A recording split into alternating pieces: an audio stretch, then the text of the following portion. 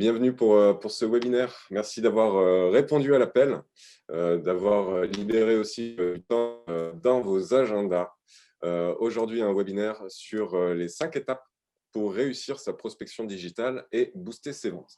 Pour ceux qui arrivent en cours de route, pas de panique, vous n'avez rien raté jusqu'à présent. Pour tout vous dire, on enregistre et on vous enverra le replay. Donc, à tout moment, si vous avez un empêchement ou quoi que ce soit, vous ne raterez rien. Aujourd'hui, format un peu spécial par rapport à ce qui était annoncé. On devait présenter ce webinaire avec Sébastien Lefebvre, qui a eu un empêchement de dernière minute. Donc, il vous présente ses excuses. Et dans la foulée, c'est Alexis qui, au pied levé, remplace Sébastien aujourd'hui. Donc, je vous le dis d'avance, c'est le premier webinaire live d'Alexis. Soyez indulgents et si vous voulez bien, histoire que ça lui mette un petit peu la pression, mais que ça lui envoie aussi de la force, n'hésitez pas à lui envoyer un petit big up dans les commentaires, ça lui fera plaisir et ça va lui mettre la patate et ça va rouler. Bienvenue à vous tous. On va commencer. Donc, pour les présentations, Alexis, est-ce que tu veux commencer par te présenter? Oui, alors, contrairement à ce qui est écrit ici, je ne suis pas Sébastien. Je m'appelle Alexis. Je suis chargé de marketing digital chez Tomorrow Jobs et Tomorrow Learning. Moi, donc, je m'occupe plus, comme je l'ai dit, du marketing digital, mais aussi de la création de contenu. Et je fais aussi de la prospection digitale. Voilà. Ça roule. Merci Alexis. Et pour la petite histoire, on doit à Alexis l'organisation de tous nos webinaires, toutes les relances, toutes les boucles d'envoi de mails. C'est lui qui s'occupe de tout. Et donc, ça me fait plaisir d'animer ce premier webinaire sur la prospection avec toi, Alexis. Ça va être cool. Merci. Pour ma part, Jean-Christophe Pellerin, je suis formateur et responsable de la partie formation de notre cabinet, donc Tomorrow Learning. J'ai travaillé une dizaine d'années dans la communication, notamment à Toulouse, où j'avais mon agence de com. Et ça fait bientôt 4 ans, 3-4 ans que je travaille pour Tomorrow Jobs en tant initialement que chargé de recrutement. Et petit à petit, j'ai pris des missions complémentaires sur du gros hacking, sur du développement de projets digitaux et sur de la formation. Pour ceux qui ne nous connaissent pas, Tomorrow Jobs, c'est un cabinet de recrutement spécialisé dans la tech, donc profil développeur, dans les profils web marketing, marketing, communication digitale et business, donc tout ce qui va être ingénieurs commerciaux. On est installé à Nancy depuis 5 ans, on travaille principalement dans le Grand Est pour tout type de structure. Et il y a 1 an, au cours du premier confinement, ça nous rappelle des souvenirs. On s'est dit que les recrutements allaient petit à petit peut-être être mis en stand-by. Donc, on s'est dit qu'on allait aider nos clients différemment et qu'on allait, à défaut de les aider dans leur recrutement directement, leur proposer des formations qui compileraient un peu l'essence de ce qu'on a appris pendant 5 ans et au-delà sur des thématiques web marketing et ressources humaines. Donc, ça va de la prospection digitale à même du sourcing. Donc, on a lancé ces formations il y a 1 an pour nos clients initialement et depuis, on continue. C'est aussi grâce à vous. Donc, un grand merci à tous ceux qui nous ont fait confiance jusqu'à présent. Et en parallèle, on a aussi un pôle recherche et développement qui s'oriente sur la conception d'un logiciel RH qui rentre en phase de commercialisation bêta qui s'appelle The Missing One, qui est une plateforme de recrutement à destination des entreprises du Grand Est qui souhaitent recruter des développeurs. Aujourd'hui, le sommaire, on va se passer 1 heure ensemble autour de 5 éléments clés, à savoir cibler, définir un ICP, des personas, rechercher ses prospects, collecter, à savoir identifier les entreprises, extraire des informations, constituer des bases de données, prospecter, donc structurer son message, construire, envoyer des séquences de mails, relancer, donc composer les messages de relance et automatiser sa prospection. Et enfin, planifier, avec un modèle growth. Donc, dans notre ADN, on a intégré le growth hacking. Chacun d'entre nous, on est en veille sur beaucoup d'outils, sur beaucoup de méthodes. Donc, on essaye voilà, de les diffuser dans chacune de nos missions, de nos interventions.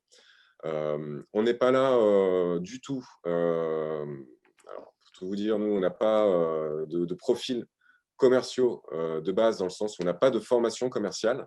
Donc, on ne sera absolument pas là pour vous apprendre le métier de commercial. En revanche, on sera là peut-être pour vous donner des pistes, des idées, faire des rappels sur des thématiques bien précises. Et dans la foulée, je réponds à la question qui vient de popper en même temps. Oui, on enregistre le webinaire, vous recevrez le replay. Je dis ça pour Ipeltier.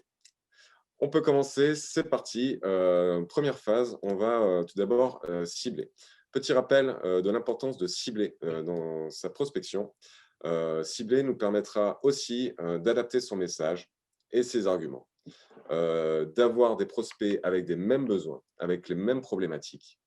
Cibler nous permettra également de personnaliser un maximum son message, ses messages, mesurer la pertinence du besoin client par rapport à votre proposition de valeur et augmenter son taux de réponse et de conversion. Donc, le but du jeu, c'est vraiment de personnaliser. Pour la petite histoire, on est tous habitués dans notre vie personnelle à interagir avec des interfaces qui ciblent un maximum, qui nous apportent directement ce dont on a besoin. Je prends par exemple YouTube, je prends Google, je prends Facebook qui adapte le contenu, la proposition de valeur en fonction de nous, notre historique, nos besoins, nos recherches. Donc, ces habitudes que l'on a à titre personnel, on veut les retrouver dans le milieu professionnel, en sachant que, on le sait tous, on a notre boîte mail qui est à moitié remplie uniquement de messages de prospection. Ça nous fait plaisir à chaque fois d'avoir un petit mail qui est bien écrit et qui nous concerne directement. Cibler en définissant son ICP. Qu'est-ce que c'est l'ICP, l'Ideal Customer Profile? C'est en gros, avant de parler des personas et des personnes physiques, on va d'abord parler du type d'entreprise. Donc, on va cibler en fonction d'un secteur d'activité, d'une taille d'entreprise, d'un périmètre géographique, d'une forme juridique, d'un chiffre d'affaires annuel. Potentiellement, on peut même cibler en fonction des clients avec lesquels l'entreprise a déjà traité. Donc, le but du jeu, c'est de faire, en gros, sur un panel, de nous faire des échantillons, parce qu'on ne va pas approcher une entreprise, évidemment, qui fait 10 millions à l'année, comme on va aborder une entreprise qui vient de se lancer. Les problématiques ne sont pas les mêmes, les besoins ne sont pas les mêmes, les structures, les tailles varient également. Donc, le but du jeu, c'est commencer un premier ciblage en se demandant à quelle entreprise on va s'adresser. Ensuite, on va cibler des personas. Les personas, qu'est-ce que c'est, grosso modo? Derrière chaque entreprise, il y a des hommes, il y a des femmes. Nous, les personas, grosso modo, sont des typologies de clients, des typologies de personnes. Le but ici, ça va être de définir leurs objectifs, leurs motivations, leurs comportements et d'adapter notre message. Pour ceux qui, comme moi, viennent un peu du market ou de la com, on a toujours entendu parler des catégories socio-professionnelles, donc de toute la partie démographie. Ici, il peut être aussi intéressant d'importer la notion psychographique et de cibler les besoins.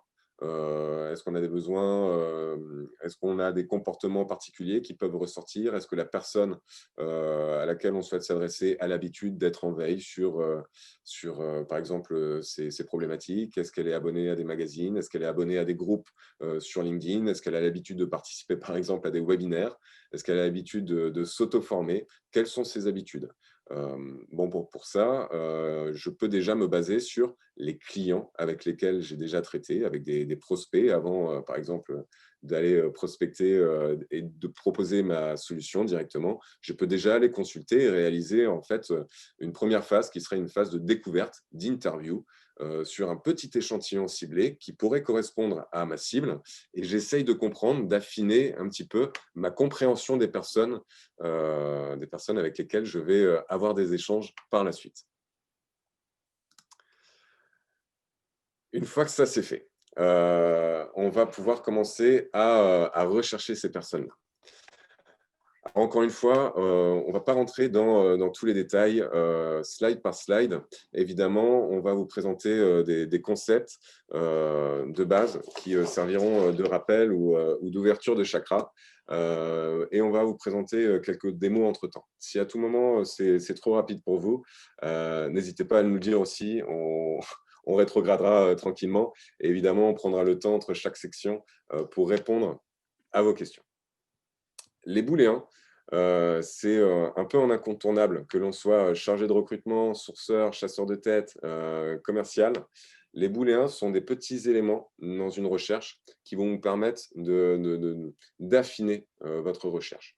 Typiquement, quand on va chercher quelque chose sur Google, on va avoir tendance à taper nos mots-clés avec des espaces et après à consulter les résultats en espérant tomber sur le bon.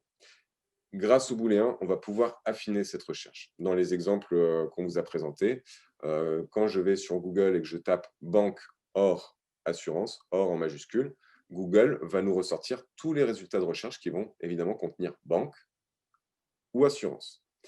Si je cherche banque et que je mets note chargée de clientèle, Google ou LinkedIn vont nous sortir tous les résultats qui contiendront le mot banque en excluant tous les résultats chargés de clientèle.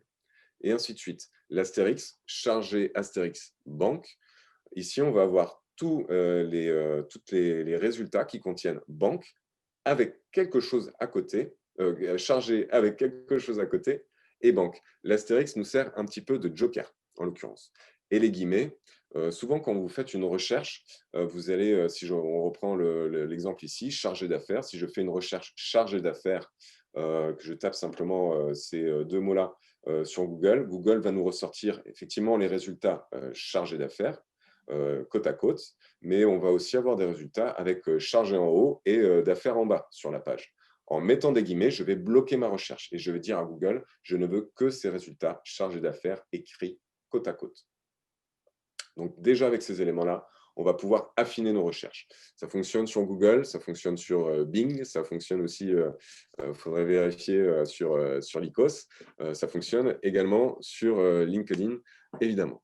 Les parenthèses vont nous permettre comme en mathématiques, de prioriser les résultats. Ici, je veux un chargé de clientèle, soit dans la banque, soit dans l'assurance. Et pour ce faire, je mets les parenthèses autour de banque et assurance.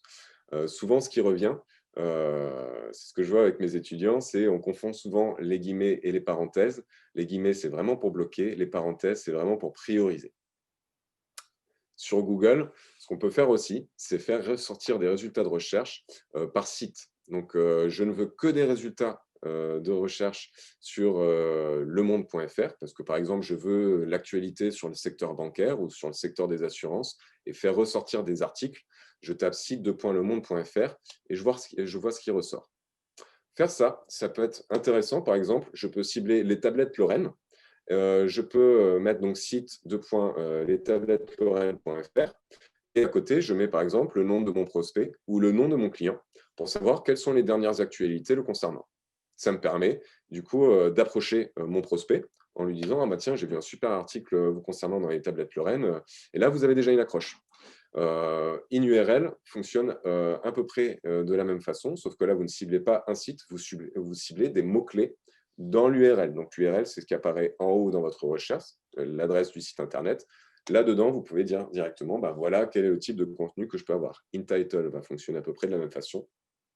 Et extension, extension est assez puissant. Si vous voulez un annuaire, je vais vous montrer en direct, si vous voulez un annuaire d'entreprise, des TPE sur Google, vous allez tout simplement sur Google, vous tapez ce booléen-là, et en mettant EXT .pdf, vous allez directement tomber sur des annuaires déjà tout faits sous format PDF. Donc, vous avez les formats PDF, vous pouvez mettre EXT, PPT pour avoir des PowerPoint, et ainsi de suite. Donc là, ça va vous faire gagner un temps de dingue, parce qu'ici, typiquement, je voulais des TPE, un annuaire TPE 2020. Ici, je tombe sur un magnifique petit annuaire.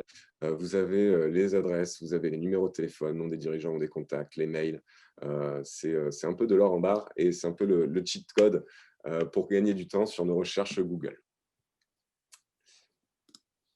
Vous avez donc les booléens sur Google et si vous êtes ici, normalement, c'est que vous avez reçu une invitation, en tout cas via LinkedIn. Donc, la recherche avancée sur LinkedIn a aussi son importance.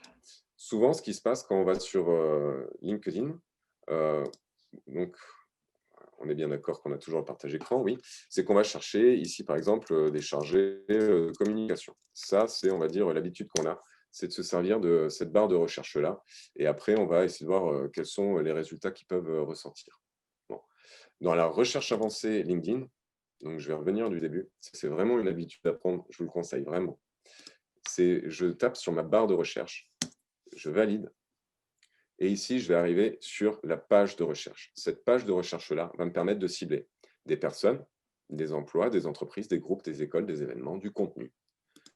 Je veux cibler des personnes. Je vais partir à la recherche de mes prospects. Je vais directement dans tous les filtres. Et ici, ce que je vais avoir, c'est donc des filtres complémentaires qui vont me permettre d'affiner ma recherche. Donc, je vais par exemple mettre grand test. Oui, effectivement, je veux du grand test. Et là, vous me direz, mais quel est le rapport avec les booléens? J'arrive. Tout en bas, dans les mots-clés, vous avez la possibilité de rechercher par poste. Et c'est ici que les booléens vont intervenir. En l'occurrence, je vais chercher, par exemple, des chargés et ou des chargés et eux de communication, par exemple, de clientèle.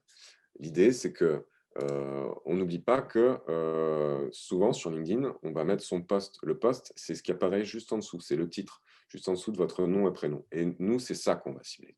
On va cibler ici par poste. Je peux chercher des gérants ou des gérantes ou des dirigeants, hop, ou des dirigeantes, hop, dans le grand test directement. Et je vois que dans le grand test, j'ai déjà 23 000 résultats. J'ai plus qu'à affiner ma recherche. Et potentiellement, une fois que ça s'est fait, que j'ai mes premiers résultats, je vais pouvoir encore affiner. Et c'est à ce moment-là que je vais me servir de la barre de recherche en haut. Potentiellement, je veux un dirigeant qui serait peut-être, qui aurait mis comme mot-clé, par exemple, comme growth hacking ou web marketing dans son profil. Donc, j'ai différents niveaux de recherche. Je veux le secteur géographique, je veux un poste bien particulier. Ici, je mets mes booléens. Une fois que j'ai validé cette première recherche, maintenant, je vais chercher en fonction des mots-clés que je veux faire ressortir sur la page de ces personnes.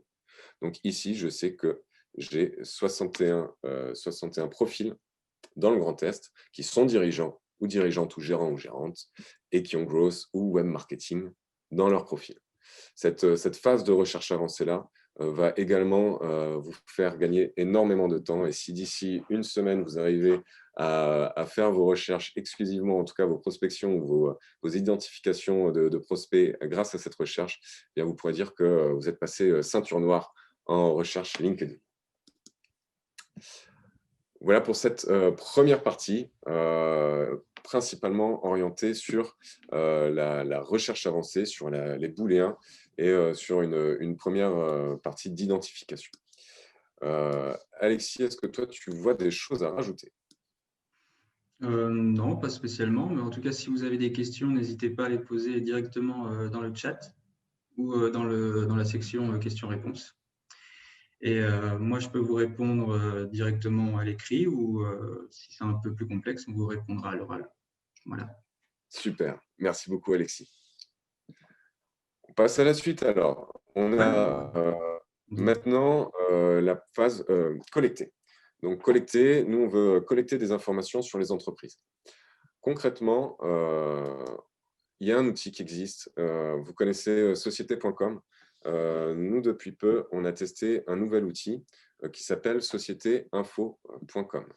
Sociétéinfo.com, c'est un annuaire qui permet de trier les entreprises par code NAF, par situation géographique, par forme juridique, par chiffre d'affaires, d'accéder directement à des bases de données qui contiennent des mails vérifiés et de télécharger ces données-là. Ce n'est pas un site gratuit. Il faut compter à peu près de mémoire une centaine d'euros pour 1000 crédits. Donc 1000 crédits, ça va être 1000 adresses. 1000 adresses, pour le coup, qui seront vérifiées, validées Concrètement, l'interface, elle est à peu près comme ça.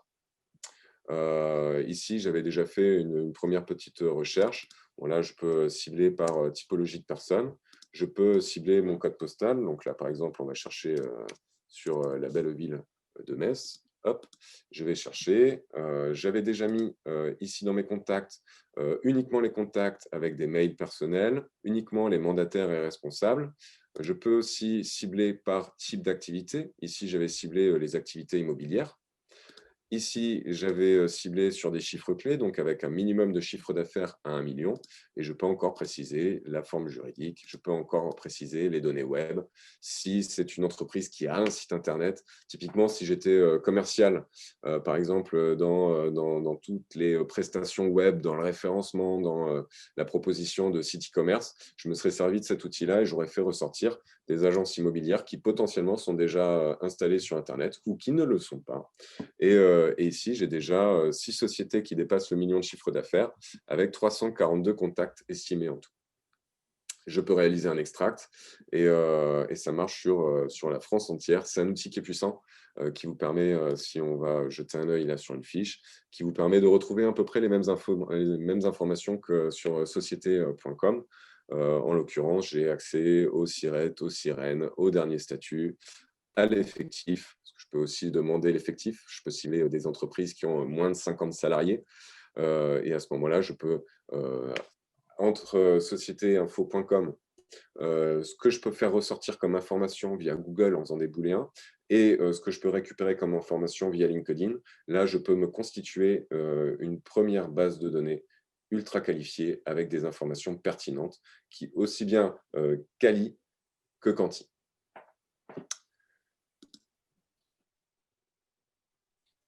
On a un petit outil en plus qu'on peut vous proposer. Souvent, ce qu'on va faire ressortir quand on a des PDF, là où on va perdre du temps, concrètement, quand on a des PDF avec des adresses mail, c'est de recopier à la main les adresses mail.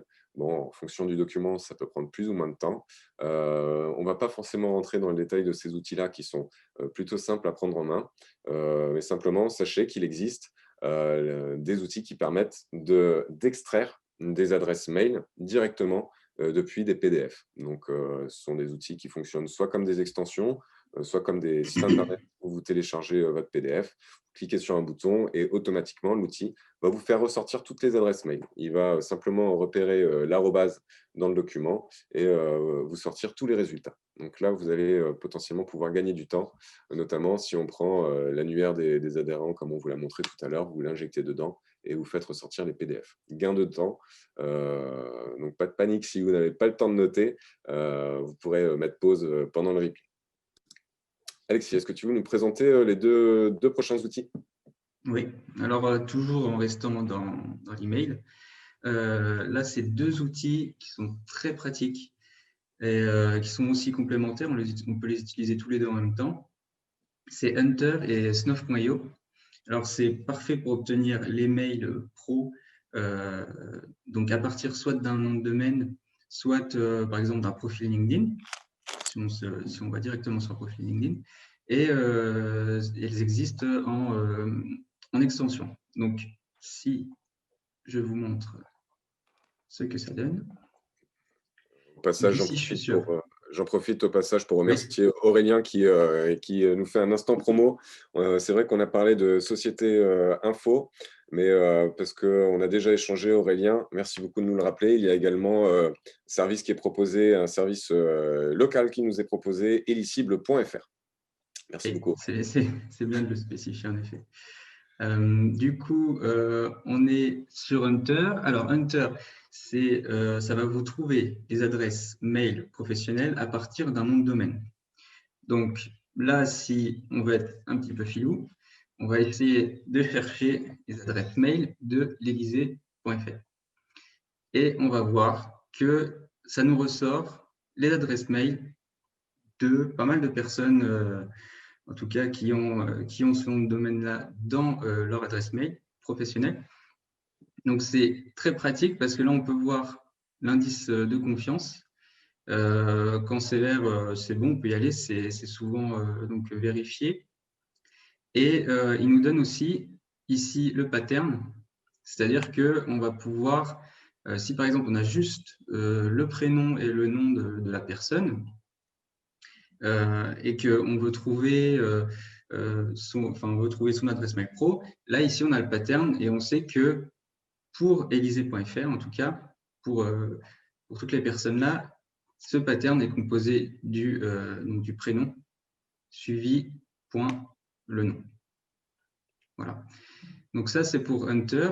Si, Je précise, je te coupe, oui, Alexis. oui. Si tu cliques sur 20 plus sources, parce Oui, que oui, exact, il nous donne en les gros, sources. le Oui, oui, fonctionnement de Hunter, c'est que Hunter va aller chercher sur Internet toutes les adresses mail présentes à partir du nom de domaine. Donc, éventuellement, si vous contactez des personnes dont les mails vous ont été communiqués par Hunter et que potentiellement la personne vous demande d'où est-ce que vous avez trouvé le mail, si vous n'avez pas manipulé les données et si vous n'avez pas reconstruit le mail, vous pouvez évidemment citer vos sources. Donc ça, c'est aussi un avantage. Là, on n'est pas sur un outil avec une intelligence artificielle qui va faire de la manipulation de données et reconstituer des mails directement. Il y a des outils qui le font et qui vont aussi valider les mails. Donc c'est ce que va vous présenter Snov tout de suite, Alexis tout de suite après. Mais là, c'est un outil qui va voilà, aspirer des données sur Internet directement pour la petite histoire. On t'écoute, Alexis. exact, exact. Donc ça, c'était pour Hunter. Et il y a Snov, comme on vient de vous en parler.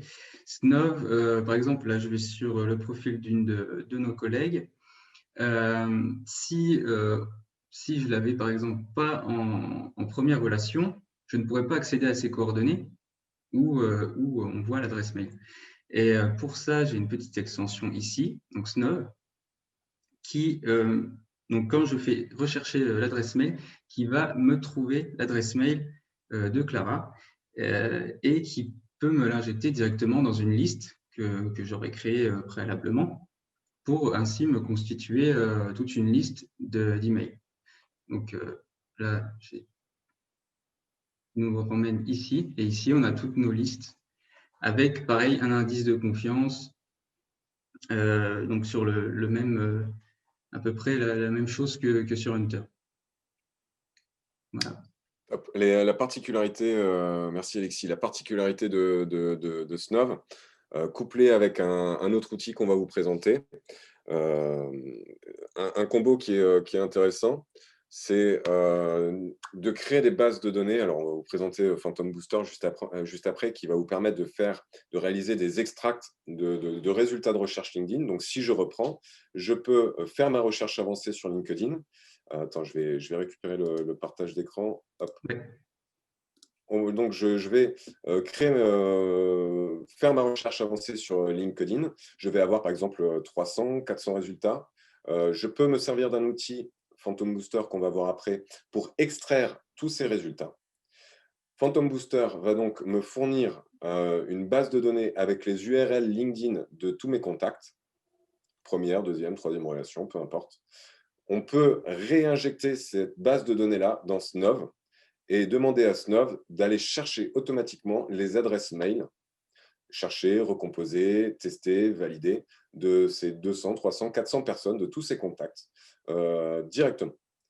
Donc, potentiellement, en 5-10 minutes, je fais ma recherche sur LinkedIn, je l'extrais avec Phantom Booster, j'ai mes 400 profils, je les injecte dans Snov et je demande à Snov de me sortir les adresses mail. Alors évidemment, on n'aura pas 400 profils, 400 adresses mail validées, mais en 10 minutes, on peut potentiellement espérer ressortir un bon tiers d'adresses mail qui sont validées et les autres qui seront à valider.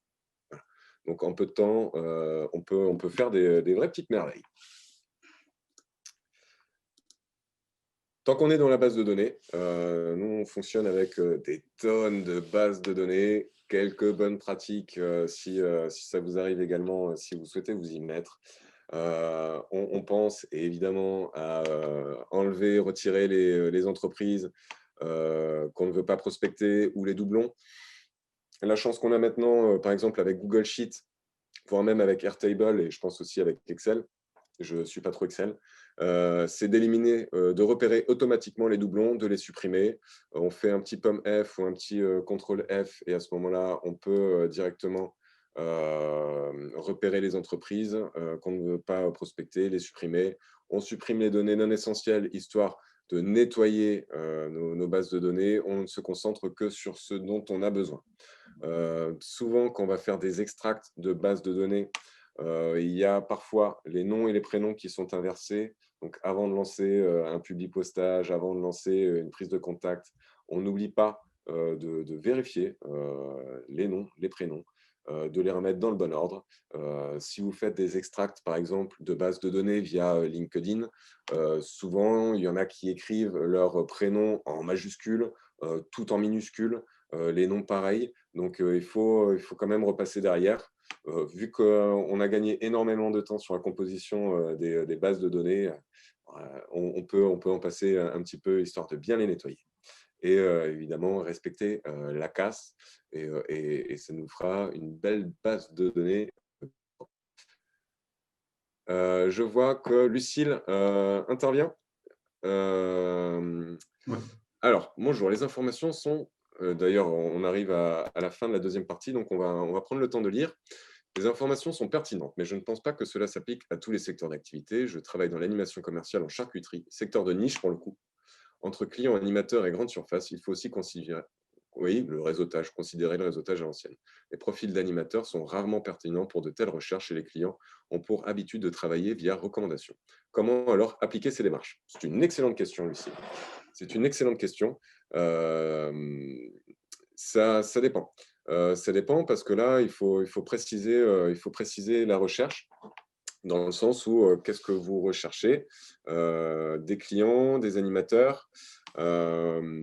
Si c'est un fonctionnement à l'ancienne, de mémoire, allez, on est peut-être sur du… tu avais les chiffres sur LinkedIn, Alexis? 70-80% des actifs en France qui sont sur LinkedIn? Bah oui, parce on est à plus de 20 millions. Voilà. Donc, merci Alexis. Donc, ça, petit à petit, alors, c'est pas un webinaire LinkedIn, hein. On n'est pas sur du webinaire LinkedIn, mais disons que sur la partie, on va dire, identification sur LinkedIn, quoi qu'il arrive, on va aller tout doucement vers de plus en plus de monde, encore plus présent sur le réseau. Ça, c'est un premier point. Sur un deuxième point qui serait sur l'identification, par exemple, d'animateurs. Si vous recherchez des animateurs, évidemment, on va avoir du LinkedIn, évidemment, on va avoir de la CVTech, évidemment, on va avoir aussi les booléens. Ce n'est pas le sujet. Et d'ailleurs, Lucille, si vous avez des questions sur ce sujet-là, bah, je vous propose qu'on en discute. N'hésitez pas à venir euh, voilà, me solliciter sur LinkedIn, parce qu'on peut aussi faire de l'identification, par exemple, d'animateurs grâce à des booléens sur Google directement. On peut faire ressortir des CV en fonction des profils, des typologies de postes. Mais ben, il y en a qui vont mettre, par exemple, leur CV sur des plateformes type Do You Buzz. Vous pouvez faire ressortir ce genre d'informations. Sur du réseautage, sur de l'agroalimentaire, sur de l'animation commerciale, il y a aussi potentiellement des fournisseurs que vous pouvez trouver dans des annuaires. Donc, à défaut de se servir d'outils comme Hunter, Snow ou ce genre de choses, vous pouvez faire ressortir des informations directement via une recherche avancée et faire ressortir des annuaires en PDF. Je rajoute à ça que si vous avez voilà, des partenaires, si votre partenaire a un site internet, il suffit qu'il ait un site internet pour retrouver des informations et les contacter directement. Donc ça, c'est aussi une piste. Et je rajoute à ça qu'un outil qui peut vous servir pour le coup, eh bien, ça va être un outil type Société Info ou un outil type Elicible, qu'Aurélien nous a rappelé, qui pour le coup sont des grosses bases de données sur des informations. Donc là, vous avez normalement ce qu'il faut. Après, on n'est pas expert dans le domaine de la grande distribution, en tout cas de vos secteurs d'activité, mais on peut essayer de s'adapter. Voilà, concrètement. Donc, si vous avez aussi des questions, si j'ai répondu un petit peu à côté, ou si vous voulez plus de détails, n'hésitez pas à me solliciter. Voilà, Lucille. Pas d'autres questions? Ok, très bien. Alors du coup, ben, on peut continuer. on peut continuer, hop, structurer ce message. Donc là, on est sur la partie prospection. La structure du message, pour ceux qui, je pense qu'il y en a quand même un certain nombre d'entre vous qui vont connaître. Nous, alors, simplement pour vous le signaler, on fait beaucoup de tests. On fait beaucoup, beaucoup, beaucoup de tests et on y reviendra un peu à la fin, justement, la partie testing. Si vous avez besoin d'un petit levier ou d'un petit tips pour composer vos messages, on vous propose tout simplement la méthode AIDA. Donc, AIDA, attention, intérêt, désir, action. C'est-à-dire en quelques lignes, on présente, on a l'objet, on a la phrase d'intro. L'intérêt, comment on fait naître l'intérêt? On va parler des problématiques de notre prospect. Le désir, comment on va faire monter le désir? On va montrer les bénéfices de notre produit, de notre service, et on va apporter notre proposition de valeur. Action, à la fin, proposer une offre, un rendez-vous, un fichier à télécharger. On appelle ça un appel à l'action. On ne l'a pas indiqué ici, mais typiquement, il y a aussi des outils. Alors, on dit appel à l'action, on dit aussi en anglais le CTA, le Call to Action. Et grosso modo, on peut parfaitement, à la fin de son mail, laisser créer un petit bouton. Il y a une extension qui permet de créer des boutons sur Gmail, ça s'appelle Gmail Bouton. Vous pouvez créer des boutons, donc vous avez votre message qui est taillé un petit peu de manière tradie, et à la fin, vous mettez un gros bouton jaune, un gros bouton bleu ou un bouton de la couleur de votre choix. Cliquez ici pour prendre rendez-vous, cliquez ici pour me répondre, cliquez ici pour visiter notre site internet. Grosso modo, on a parfois plus tendance à cliquer sur un bouton, parfois cliquer sur un lien, parfois cliquer sur une phrase avec derrière un lien. Mais le but du call to action, c'est de savoir exactement ce qui va se passer si je clique. Si je clique ici pour prendre rendez-vous, je veux que la destination, ce soit une page qui me permet de prendre rendez-vous. Brièvement, je vais vous présenter un petit outil qui peut vous aider dans votre prise de rendez-vous, justement. Souvent, ce qui se passe, on va envoyer un message pour dire quelles sont vos disponibilités et on a 2-3 messages pour planifier le rendez-vous.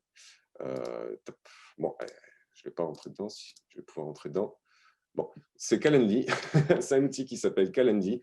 Et Calendly vous permet directement de créer un lien, de le connecter à Gmail et directement de proposer ce lien-là dans vos messages.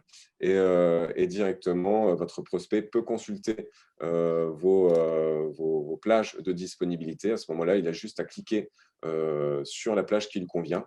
En un message, on s'économise 3 messages. Je clique sur un bouton, je choisis ma disponibilité et on continue.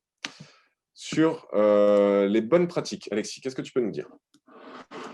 Eh bien, il y a des bonnes pratiques à adopter, ça c'est sûr, mais je pense que la plus importante d'entre elles, c'est que le message soit vraiment tourné vers votre client, vers votre prospect. Le message customer centric, c'est-à-dire on va parler de solutions qui vont venir résoudre des problématiques clients plutôt qu'aller vanter son produit en disant que c'est le meilleur et qu'il est mieux que la concurrence. Il faut vraiment cerner les problématiques clients. C'est aussi pour ça qu'on fait un ciblage très précis juste avant. C'est pour cerner cette problématique. Et il faut savoir que du coup, un email, c'est un objectif et du coup, un appel à l'action. Il faut toujours rester dans cette structure-là et pour ne pas s'éparpiller, pour ne pas perdre les prospects en cours de route. Donc, c'est-à-dire un appel à l'action, comme on a dit juste avant, c'est-à-dire que vous faites un email pour derrière avoir une inscription ou pour avoir un rendez-vous, etc. Donc, pareil, dans cette optique de se tourner vers le client, c'est très important de personnaliser un maximum son message. On va le voir par la suite, mais en intégrant des variables, on va pouvoir vraiment personnaliser son message et entretenir une relation personnelle, personnalisée avec son prospect. Et ça, c'est très important. Et donc, pour aller dans les choses qui ne sont pas à faire, du coup, l'objet ne doit pas être inférieur à 5 mots ou supérieur à 7. C'est dans l'optique que l'objet soit bien donc, supérieur à 5, qui soit quand même qui ait assez d'informations pour le prospect, mais pas supérieur à 7, parce que là, votre objet va être coupé. Donc ça, c'est une petite chose à savoir, tout comme le message ne doit pas être trop long parce que, évidemment, votre prospect n'a pas forcément le temps. Ce n'est pas le seul message de prospection qu'il va recevoir dans la journée. Donc, lire plus de 15 lignes, ça peut être très difficile. Dans la même optique, les spam words. Alors, qu'est-ce que sont les spam words? Ça va être des mots comme gratuit, offert, voilà, enfin, des choses comme ça, et qui vous pourrez trouver une liste entière hein, sur Google. Vous avez plein de mots comme ça qu'il faut éviter de mettre parce que vos emails ont de grandes chances d'atterrir directement dans les spams, dans la boîte mail des spams du coup de vos prospects. Et là, ils ne seront jamais lus. Et dernière chose, il ne faut pas oublier de signer son mail. Ça paraît, je peux enfoncer les portes ouvertes comme ça, mais c'est très important toujours dans cette optique de rester, voilà, de créer un lien avec votre prospect. Et là, avec votre signature, il sait à qui il s'adresse, quoi. Merci Alexis. Du coup, je rajoute deux tips. On a le tips A/B testing. Donc, pour ceux qui ne connaissent pas, imaginons que vous ayez une centaine de personnes à contacter. Donc, vous avez déjà une belle base de données. Ce qu'on peut vous conseiller, c'est de créer des échantillons. Donc, un échantillon A, un échantillon B, et de tester, par exemple, vos titres. Je teste un titre A sur mon échantillon A, je teste un titre B sur un échantillon B. Je vois quel est mon meilleur taux d'ouverture. Je peux même voir quel est le meilleur taux de retour. Donc, j'analyse ces résultats-là et à partir de ces résultats, je me dis, OK, j'ai le bon titre, j'ai le bon message. Maintenant, je vais envoyer ce message au reste de ma liste. Ça, l'A/B testing, nous, on en est fan, on fait ça pour à peu près tout. On vous invite à le tester pour tout, vos mails de contact, vos mails de prospection, vos mails de relance, pour vraiment affiner au fur et à mesure. Autre petit tips, bref petite histoire. Souvent, on reçoit des mails de prospection avec écrit dessus envoyé depuis mon iPhone. On a des commerciaux filous qui font ça pour faire penser que en fait, le message a vraiment été envoyé depuis l'iPhone et que du coup, il a été personnalisé.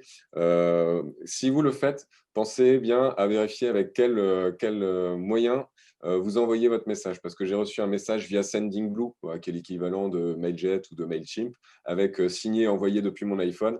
Donc en fait, c'était quelqu'un qui avait mis ça en signature pour me faire penser que c'était envoyé depuis réellement son iPhone, alors qu'en fait, pas du tout. Mais c'était une technique qui avait été utilisée au début et qui marche plutôt bien. Sur la suite, on va construire sa séquence d'email. Donc, le but du jeu, c'est pas simplement voilà, taper un coup d'épée dans l'eau juste une fois et après ne plus jamais relancer. Le but du jeu, c'est de prévoir sa séquence mail et de savoir, grosso modo, quelle séquence je vais envoyer pour quel persona, quel SIP, avec quel objectif. Donc, tout ça, avant de se lancer dans la rédaction, dans l'envoi des mails, dans les bases de données, c'est aussi important de prendre un cahier, un crayon et de construire son séquençage. 3, 4 mails par séquence, des messages personnalisés qui ont un lien les uns avec les autres, qui intègrent au minimum 3 variables de personnalisation. C'est un minimum. Alors, on parle de variables de personnalisation parce que là, on est bien sur l'envoi de messages à des bases de données. Le but du jeu, c'est de prévoir en amont ce que vous allez envoyer. Alexis, est-ce que tu veux nous expliquer la différence entre emailing et cold mailing du coup? Oui, juste avant, il y a une question. Que pensez-vous de mettre votre photo dans la signature de mail? Oui, alors ça, c'est une bonne question et c'est cool. Nous, on le fait. Je vais même plus loin. On a la même photo dans notre signature de mail que sur notre compte Gmail, que sur notre profil LinkedIn. Là, c'est plus le communicant qui parle. L'idée, c'est de créer un fil rouge conducteur et de mettre un visage sur un nom, de mettre un sourire sur un visage aussi. Donc, du coup, de mettre un sourire avec quelque chose de positif sur une entreprise. Donc, si vous le faites, ouais, créez un lien. LinkedIn, Gmail et du coup, signature mail. Très bonne idée. Donc, du coup, Au email passage, marketing et excuse-moi, cold mailing. je te coupe. Oui. Je te réponds juste vite fait, David. Il y aura un replay qui sera transmis. Oui, on t'écoute, Alexis. Oui, donc, alors, certaines personnes le savent déjà, mais ces deux choses sont très différentes parce qu'elles n'ont tout simplement pas le même objectif. L'email marketing, ça va être pour des prospects déjà qualifiés, c'est-à-dire des prospects qui ont déjà émis un intérêt pour vos services, votre produit, comme par exemple, ils sont déjà inscrits pour une newsletter. Donc, l'email marketing, ça va être comme une newsletter, une belle mise en page, la plupart du temps des templates, avec des images, des illustrations, et qui ont pour objectif de convertir. Alors, souvent, on apporte de la valeur ajoutée, hein, comme dans les newsletters, mais l'objectif derrière, c'est quand même convertir directement.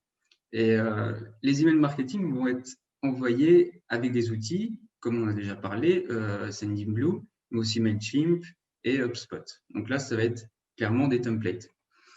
Et contrairement à l'email marketing, le call emailing, lui, il n'a pas vocation à vendre tout de suite.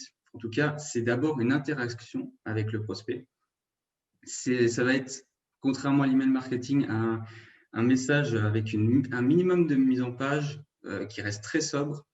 Parce que là, on s'adresse directement à des prospects froids. C'est-à-dire que là, on va contacter des personnes qui ne connaissent peut-être pas et qui, en tout cas, n'ont jamais échangé avec nous. Et voilà, ce n'est pas le même objectif entre les deux. Il faut bien prendre en compte cette différence parce que là, on ne va pas atteindre les mêmes personnes et on ne va pas avoir le même objectif derrière. Et pour le call emailing, les outils aussi sont différents. Ça va être YAM, Lemlist ou Mailcheck. Et YAM, d'ailleurs, qu'on va voir juste après. Jean-Christophe, tu nous présenteras. Ok, merci Alexis. Je rajoute à ça, vite fait, dans vos séquences mail, souvent le premier mail de relance, c'est bonjour Intel, bah voilà, je vous avais envoyé un mail la dernière fois, j'espère que vous l'avez bien reçu. Ce mail-là, nous, on ne conseille pas forcément de l'envoyer dans la mesure où il n'y a pas besoin de mettre le doigt sur en fait, un point de douleur, à savoir vous ne m'avez pas répondu. On a testé des séquences où on a envoyé le même message que le premier message, à des personnes qui n'avaient pas ouvert notre premier message et on avait déjà un taux de retour. Donc, un copier-coller, ça marche aussi très bien. Voilà, c'était la petite astuce. Un tips, pensez panneaux publicitaires. Ça, c'est pour le cold emailing. On est dans la voiture, il fait froid. On avance sur la route, on n'est pas réceptif, il n'y a pas de besoins qui sont directement identifiés. Le principe du panneau publicitaire, c'est qu'il va y en avoir plusieurs sur la route avant qu'on se dise « Tiens, à ce moment-là, ce jour-là sur ma route, j'ai besoin de ça ». Donc, ça se rapproche un petit peu au cold emailing.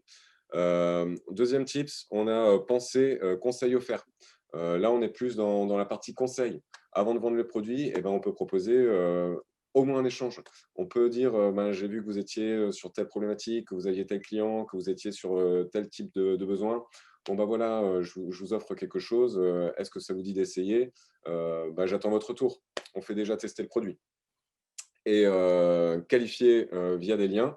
Qualifier via des liens, typiquement, on peut construire des séquences mail avec un ou deux liens ou trois liens qui sont cliquables, qui sont traquables. Et l'idée, c'est, je reçois un premier mail, on me parle par exemple de web marketing ou de ressources humaines, j'ai le choix entre l'un ou l'autre. Le premier que je vais cliquer, ça va être celui qui m'intéresse. À partir du moment où votre prospect il a cliqué par exemple sur web marketing, automatiquement, vous le basculez. Donc, par exemple, Sendinblue peut vous permettre de le faire.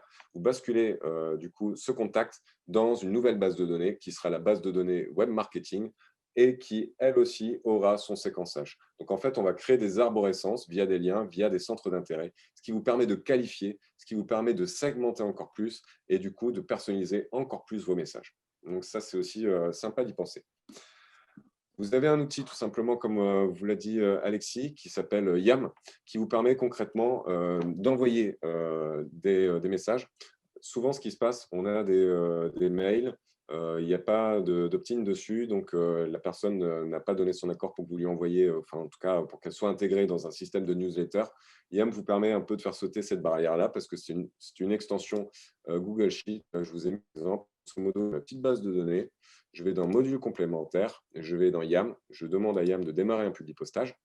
En parallèle, j'avais créé dans mes brouillons le petit brouillon que je veux envoyer. Ici, j'ai des balises, donc deux prénoms, bonjour prénom, en tant que je mets la fonction, je mets l'entreprise, tu dois le savoir, nous testons YAM. Hop, je fais le lien entre mon Google Sheet et mon Gmail, je mets mon nom de destinataire et ici, j'envoie directement mes codes courriers. je vais directement savoir qui a ouvert, qui n'a pas ouvert, qui a cliqué, qui a répondu. C'est un outil qui est, dans sa version gratuite, vous permet d'envoyer 50 messages par jour. On ne peut que vous inviter à le tester sur une version payante pas excessive. Vous pouvez envoyer 1500 messages par jour. Nous, on n'a pas encore atteint ce stade-là. Mais en tout cas, allez-y, ça se teste, vraiment. Est-ce qu'on a des nouvelles questions d'ici là? Non, on peut continuer. La relance? Oui. Allez. Sur la relance, comment relancer? Donc, voilà, on vous a mis un exemple tout bête. C'est pas forcément ancré dans le marbre, mais sur de la relance, on peut attendre 2-3 jours avant la première. Ensuite, avoir des délais qui s'allongent. Ne pas relancer le week-end, hors cas particulier, début ou fin de mois. Le meilleur moment, ça dépend surtout de votre cible. Ça dépend de ce qu'elle fait, secteur d'activité, de ses habitudes. Donc ça, ce sont des choses qui sont identifiées en amont, au moment de la construction de vos personas. Une fois que vous avez construit vos personas, vous pouvez aussi préparer vos séquences mail. Là, on a mis un exemple. Première relance en +2, la deuxième en +7, +14, +30. On fait une séquence d'un mois. Si toujours pas de réponse, on traite, on passe à la suite. Petit rappel, les matins de la semaine, 8h, 10h, le mardi, jeudi, 14, 15h. Et pourquoi pas traquer vos mails. Concrètement, nous, quand on envoie des mails, et ça peut être intéressant aussi quand vous êtes commercial, vous envoyez une proposition commerciale, un devis ou quoi que ce soit, vous avez une petite extension. Ici, si je vais dans mes extensions, donc c'est une extension gratuite qui se connecte à votre compte Gmail, par exemple. Ici, je sais que tout le vert, ce sont des personnes qui ont ouvert. Le blanc, ça n'a pas été ouvert. Donc, je sais que je peux relancer. Dans une version payante, je sais qui a partagé, à quel moment de la journée ça a été ouvert. Donc, c'est aller plus loin dans l'abus du tracking, mais c'est une petite idée sympa, simple à mettre en place. Vous allez sur extension Chrome, Mail Tracker, vous en avez plein. On recommande.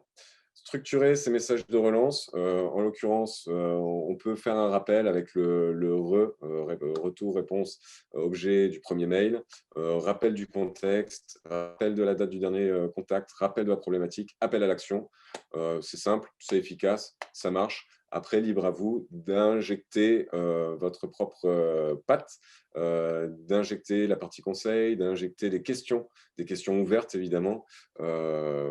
Et ça a toute son importance. Bon, on fait gaffe à l'heure quand même. Mixer les canaux de prospection, alors c'est pas à vous qu'on va l'apprendre, mais concrètement, pour justement faire un petit peu le parallèle et pour revenir un peu aux essentiels, très digital, c'est très bien. Par contre, nous-mêmes, on ne se passe pas du téléphone. On ne se passe pas du téléphone parce que c'est à ce moment-là qu'on peut avoir une réaction à chaud. Toujours dans la même logique, on pense au script, on pense à préparer cet entretien-là. Il y a différents outils qui permettent de créer des bases de données, de créer des pipes de conversion. Si vous n'avez pas de CRM, on vous conseille Trello, qui marche très bien. Et évidemment, rédiger un compte-rendu à la fin que vous pouvez même envoyer à votre client ou qui vous servira, ou votre prospect, qui vous servira à prévoir la suite. Évidemment, toujours dans un mix. Alexis, tu veux nous dire des choses sur LinkedIn? Oui, bah, c'est toujours dans l'optique de mixer ces canaux de prospection. Et ben LinkedIn, dont on a déjà parlé, c'est un bon moyen de prospecter et de relancer. Il faut juste savoir qu'en première relation, on peut envoyer des messages privés gratuitement.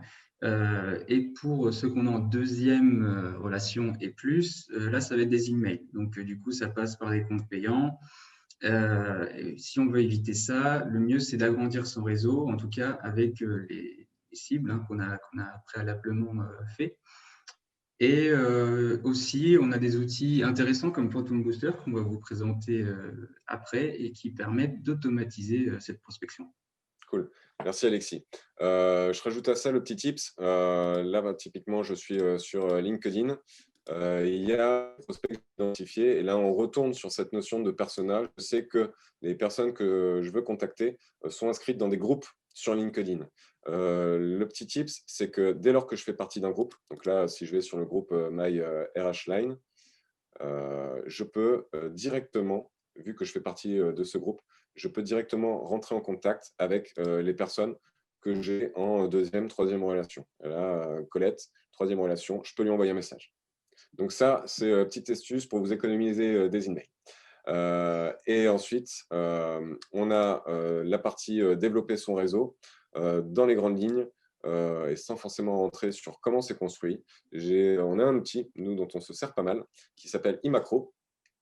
Ici, grosso modo, iMacro, c'est un ensemble d'actions scriptées que je vais injecter dans l'outil, qui vont simplement cibler des boutons sur ma page LinkedIn. Cibler, se connecter, envoyer maintenant 10 fois, et ensuite cliquer sur le bouton suivant. En gros, je peux me servir d'un outil très simple pour mettre d'un côté de mon écran l'ajout des personnes dans mon réseau. Donc là, typiquement, si je le lance et que je le mets dans un deuxième écran, je peux me concentrer sur des tâches à plus forte valeur ajoutée, du type contacter mes clients, relancer mes prospects. Pendant ce temps-là, LinkedIn tourne tout seul, j'ajoute des personnes dans mon réseau et j'ai juste de temps en temps à retirer des invitations, à surveiller mon ratio nombre de relations, invitations envoyées. Parce que le but du jeu, si j'ai 200 relations, c'est pas d'avoir 300 invitations en attente. Il y a des restrictions de LinkedIn, il y a des choses qui vont évoluer. Là, ce jour, on peut envoyer 50 invitations par jour sur du gratuit, à peu près 80 sur du payant. Donc, le but du jeu, c'est de surveiller de près son ratio et évidemment de ne pas rajouter du monde à tout va, mais vraiment de cibler dans une optique de je pourrais rentrer en contact directement avec ces personnes-là. J'aurai une audience qui sera plus grande et si Sébastien avait été là, il aurait dit bon, c'est comme si tu as ton groupe de musique, soit tu fais un concert dans ton jardin, soit tu fais un concert au Parc des Princes. Le but du jeu, c'est de tendre vers le Parc des Princes et LinkedIn nous permet justement d'avoir 30 000 relations maximum. Donc, on peut pousser un petit peu et prendre l'habitude de rajouter des personnes dans son réseau. Sur la suite, on a un autre outil qui est encore plus avancé. Si vous êtes là, c'est aussi parce que Alexis s'en est bien servi. C'est Phantom Booster. Phantom Booster, c'est un outil qui est formidable. Nous, c'est un peu notre couteau suisse. C'est notre Excalibur. J'ai grosso modo ici la possibilité de connecter nos différents réseaux sociaux. LinkedIn, Sales Navigator, Instagram, Twitter, bref. Et rien que sur LinkedIn, je peux automatiser l'extraction d'une base de données suite à une recherche, automatiser l'envoi de messages personnalisés à partir d'une base de données dans laquelle j'aurai aussi mes balises. Je peux automatiser, par exemple, l'envoi d'invitations, l'envoi d'invitations à un événement. Je peux faire plein de choses. À titre d'exemple, quand on a lancé nos formations, j'ai fait un extract de toutes les personnes qui avaient liké mes posts pendant j'ai récupéré à peu près 1000 personnes, je les ai passées dans Snov, j'ai récupéré à peu près 200-300 adresses mail et je leur ai envoyé un mail pour leur dire, ben voilà, on vient de sortir nos formations, je vous envoie pas ce mail pour les vendre, mais comme on a déjà eu des interactions sur LinkedIn, je sais que vous êtes quelqu'un peut-être de confiance. Notre site n'est pas tout à fait terminé, est-ce que ça vous intéresserait d'aller y jeter un œil pour nous dire quels seraient les axes d'amélioration? Grâce à Phantom Booster, à Snov, aux outils qu'on vous a présentés, on a gagné énormément de temps. On a gagné énormément de temps tout en ciblant. Donc, Phantom Booster, allez au moins jeter un œil. C'est un peu technique, mais si vous avez des questions, n'hésitez pas. Est-ce que jusque-là, il y a de nouvelles questions? Non, Très bien. c'est bon. Ouais. Alors, du coup, on arrive sur la fin et on aura respecté le délai. Tout le monde pourra aller manger dans les temps. Mais au final, pour ceux qui sont encore là, c'est vraiment s'il y a une chose à retenir, parce que les outils, il y en a plein, parfois c'est technique, on n'est pas rentré dans les détails, on a un petit peu rushé. S'il y a une chose à retenir, et ce sera peut-être un peu le mot de la fin, c'est on vous propose un modèle growth qu'on doit intégrer à tous les niveaux. On peut l'intégrer dans du recrutement, dans de la com, dans du market, dans du commercial. L'idée, c'est je brainstorm. Ce qui est souvent compliqué, c'est on a plein d'idées et on n'a pas le temps et on fonce tête baissée et en se disant ben, on y va et il faut qu'on y aille, surtout là c'est la fin de l'année. On brainstorm, on note toutes les idées pour vous aider. Voilà, un tableau, ça marche très bien comme ça. Toutes les idées que vous pouvez avoir. Tiens, tester telle persona, tester telle séquence de mail, envoyer notre plaquette en PDF ou notre plaquette avec des liens traquables. Voilà, notez toutes vos idées. Et notez aussi quels sont les types d'idées. Est-ce que c'est une idée pour LinkedIn? Est-ce que c'est des idées pour les mails? Est-ce que c'est des idées pour les leads? Est-ce que c'est des idées pour les prospects? Il faut vraiment que tout ça, ça soit détaillé, que vous en ayez une liste. Cette liste-là, ça sera un peu votre tableau de bord. Parce que à ça, une fois que les idées seront lancées, le but du jeu, ça sera de noter vos résultats, vos projections tiens, avec cette idée-là, je pense que je vais contacter 100 personnes, que je vais avoir 50 retours, que je vais avoir 10 calls et que je vais avoir une vente. C'est l'exemple qui n'est pas ouf. Mais tiens, j'aurais raison d'appliquer cette idée-là si au final, je fais 10 ventes et pas une. Si j'arrive à atteindre mes 10 ventes, à ce moment-là, l'idée est bonne, je peux continuer. Donc, le modèle, c'est je brainstorm. Je priorise. Qu'est-ce qui potentiellement peut me rapporter le plus d'affaires, le plus de retours? C'est en fonction des ICP, en fonction des personas, bref, je priorise. Je design le test. Quand on dit designer le test, c'est-à-dire je crée le message, je crée l'expérience prospect, je crée le parcours prospect. Tiens, premier mail envoyé, deuxième mail envoyé, les retours, à quel moment est-ce que je vais récupérer les données, à quel moment est-ce que je vais les analyser. Je fais des A/B testing, je vais tester ce message-là. Bref, je vais designer mon test et ensuite je vais l'implémenter, c'est-à-dire que je vais le tester. Au lieu de le tester sur 1000 personnes, je vais le tester sur 50 personnes et je vais voir quels sont les résultats sur ces 50. J'analyse mes résultats. Si mes résultats ne correspondent pas à mes attentes, je stoppe et je retourne dans le design du test. J'ai un taux d'ouverture, il est excellent. Mais par contre, j'ai un taux de retour qui est pas ouf. Le problème, c'est peut-être le message. J'ai un taux d'ouverture qui est pas terrible, mais par contre, j'ai un taux de retour qui est correct.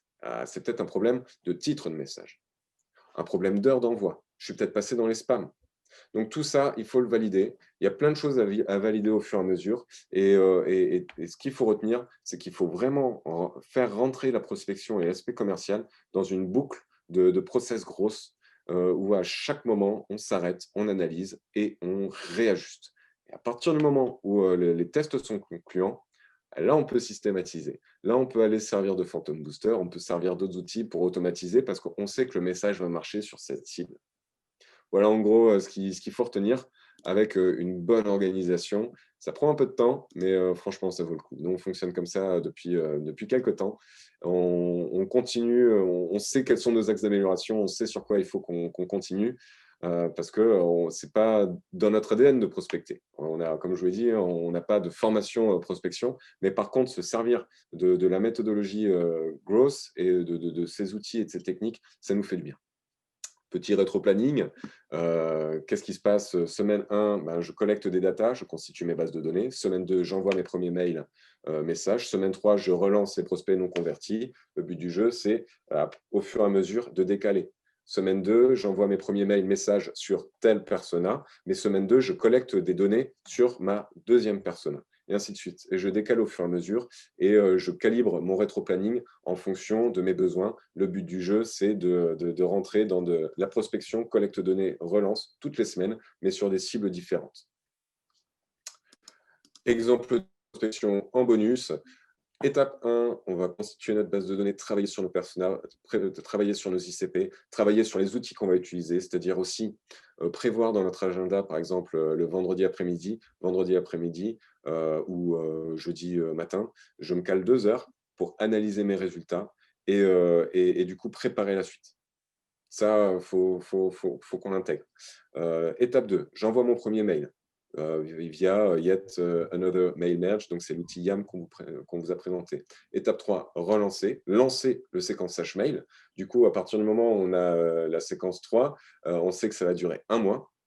L'étape 3, ça va durer 1 mois, donc 1 mois de suivi. Et enfin, étape 4, je relance via LinkedIn avec Phantom Booster, par exemple, j'envoie un petit message au bout d'un mois pour simplement dire, bon, voilà, je vous propose de rentrer dans mon réseau, je vous avais contacté, je sais pour vous en ce moment, c'est aussi le feu. Mais bon, on peut au moins rester en contact sur LinkedIn si ça vous va. Et après, vous pouvez aussi faire entrer ces personnes-là dans une autre boucle, à savoir, vous pouvez aussi injecter du contenu sur votre LinkedIn, parler de votre métier, parler des solutions que vous pouvez proposer à vos clients, montrer des exemples de clients satisfaits, montrer vos recommandations.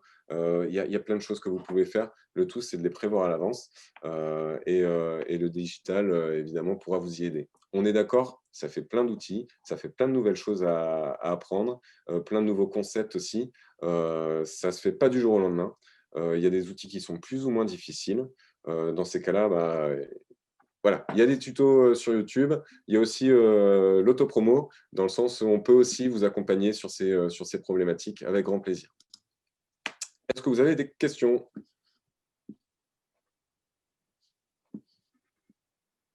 En termes de relance, est-ce que ce serait pas pertinent, à un moment donné, de faire de la relance verbale? Ouais, complètement. Complètement, bien sûr, la relance peut se faire évidemment par téléphone et j'irai même plus loin, Lucile, hem, il y a des tests qui ont été faits, nous on a testé par exemple sur LinkedIn. Quand vous avez, LinkedIn, sur votre téléphone, ce que vous ne pouvez pas faire sur votre ordinateur, mais par exemple sur votre téléphone, vous pouvez aussi laisser des messages vocaux sur LinkedIn. Voilà, il y a des tests qui ont été faits là-dessus. Ou alors vous parliez peut-être de la relance, téléphonique. Évidemment, vous pouvez, relancer par téléphone. Ouais. Vous pouvez, prévoir une séquence de 4 mails qui, quoi qu'il arrive, se lancera et vous dire: «Ben, tiens, peut-être qu'au bout de mon deuxième message, j'essaye de contacter, voilà, mon correspondant». C'est en fonction aussi de votre secteur d'activité et des produits et services que vous avez, à proposer. Se servir du mail comme une base d'appel. Exactement, c'est ça. Et quitte même à intégrer justement la partie conseil. Si dans votre premier mail, vous vous présentez, enfin, imaginons, dans, votre deuxième mail, vous intégrez déjà un conseil, voire même dans le premier, vous pouvez parfaitement, appeler en disant: «Bah, voilà, je cherche à joindre un tel, ben, qu'avez-vous pensé, du conseil? Est-ce que vous avez eu le temps d'y jeter un œil? Est-ce que vous pensez que c'est pertinent?» Et à ce moment-là, poser des questions pour savoir, pour essayer de creuser, chercher le point de douleur et voir quelles seraient, voilà les solutions que vous pourriez apporter en plus. Tout à fait. OK. Et ben, on est pas mal. Si c'est bon pour vous, alors, c'est cool. Alexis, ouais, j'ai failli t'appeler Sébastien du coup parce qu'il y a ton nom, Sébastien. Tu vois des choses à rajouter? Avec plaisir, Flavien. Non, bah, écoute, là, c'est bon, on peut conclure, hein. On peut S'il n'y conclure? a pas d'autres questions, on peut conclure. Allez, c'est l'instant promo. N'oubliez pas que nos formations sont référencées, Datadoc, merci Flora. Opco, FIFPL, Finançable, un accompagnement personnalisé. On fait beaucoup de consulting aussi, dans nos formations, c'est-à-dire que sur une journée, ben, vous nous avez, nous et on passe du temps sur vos problématiques. On peut le faire soit en inter, soit en intra-entreprise.